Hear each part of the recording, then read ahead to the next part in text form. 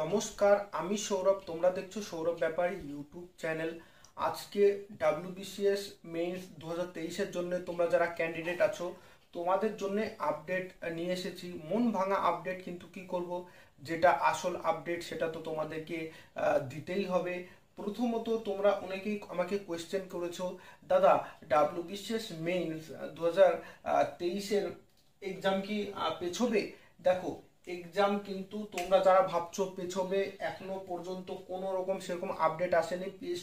PSC কিন্তু venue publish করে দিয়েছে এবং নোটিশ সব রকম, অ্যাডমিট কার্ড এতদিনে পাবলিশ হয়ে গেছে। তো এক্সাম পেছনোর কোনো আপডেট কিন্তু নেই। তোমরা কিন্তু তোমাদের পড়াশোনায় জারি থাকো। এবং কেসের কথাটা আমি পরে বলছি।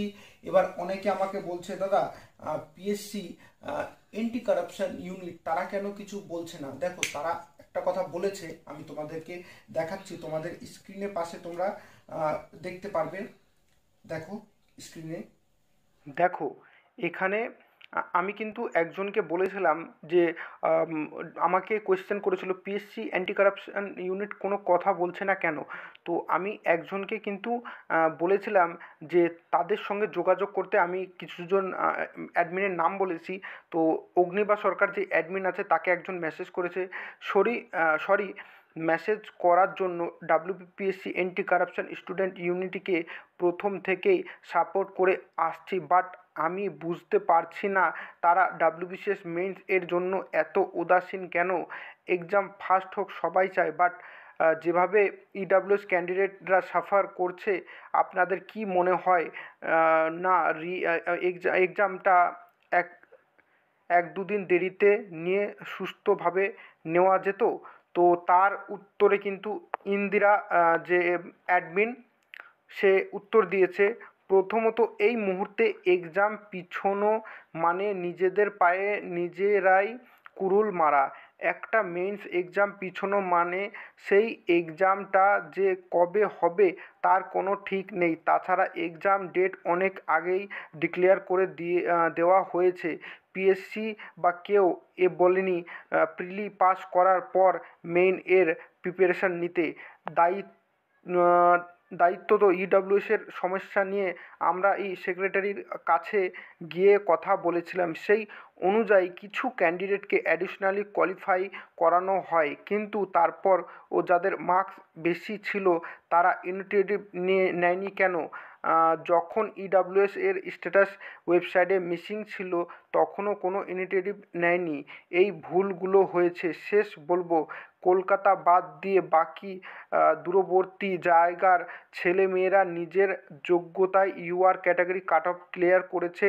তারা এক্সামের জন্য কলকাতায় হোটেল বুক করেছে, রুম বুক করেছে, কেউ টিকিট বুক করেছে ট্রেনের, আবার কেউ অফিসে ছুটি নিয়ে রেখেছে।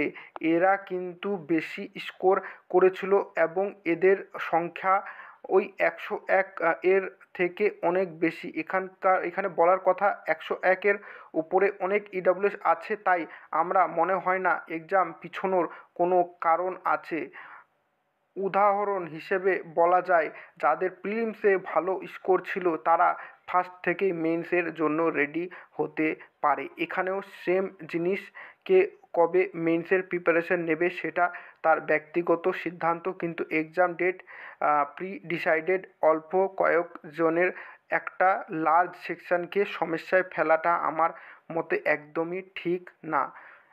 অ্যাটলিস্ট অ্যাডমিট বেরোনোর পরে তো ঠিক না।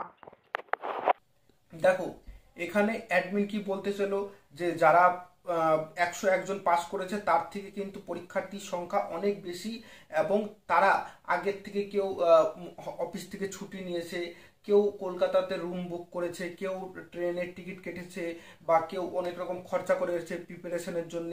তাদের জন্য কিন্তু মেইনসটা পেছনো যাবে না। আর তারপর দিয়ে পরীক্ষা যদি পেছনো হয় তাহলে পরে পরীক্ষাটা কবে হবে সেটা বলা মুশকিল। আর তারপর দিয়ে তারা কিন্তু ইডাব্লিউএস এর কাট অফটা গিয়ে তারা বের করে দিয়েছে। এরপরে পিএসসিতে যাওয়া মনে হয় ঠিক হবে না। যাই হোক, ইন্দিরা অ্যাডমিন কিন্তু সেটা বলেছে। এবার চলে আসি কেসের আপডেট উপরে। দেখো, আজকে 14 তারিখ। আজকে যে কেসটি পিএসসিতে মেইনসের মানে ডাব্লিউবিসিএস মেইনস 2023-এর তরফ থেকে করা হয়েছে, মানে যে কেসটি আছে কি ভট্টাচার্য নামে, তো সেই কেসটি কোর্টে উঠছে কিনা এবং কি আপডেট আসছে আমি সমস্ত রকম লাইভে এসে জানাবো। তাই তোমরা চ্যানেলটিকে সাবস্ক্রাইব করে রাখো, যখন আমি কেসটি আমি যদি উঠে তখনই আমি লাইভে আসবো, তোমাদেরকে লাইভে আপডেট দেবো।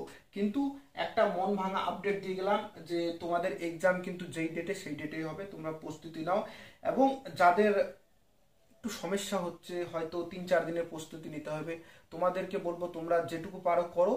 এবং 2024-এ যেই তোমাদের ভ্যাকেন্সি আসছে নতুন, তার জন্য প্রিপারেশন নাও।